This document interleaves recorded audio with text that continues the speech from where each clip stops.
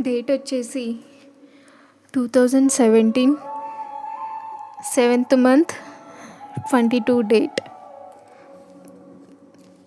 First page చదువుతున్నాను.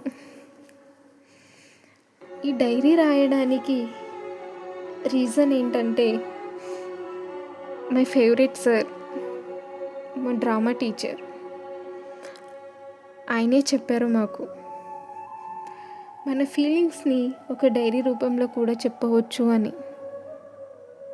అందుకే ఇలా డైరీ రాయడం స్టార్ట్ చేశాను. ఆ సార్ అంటే నాకు చాలా ఇష్టం. ఇష్టం అంటే అలా కాదు, ఒక ఫాదర్ అన్నమాట. ఆయనలో నేను ఒక తండ్రిని చూసుకున్నాను. నాకు మా సారే ఇన్స్పిరేషన్.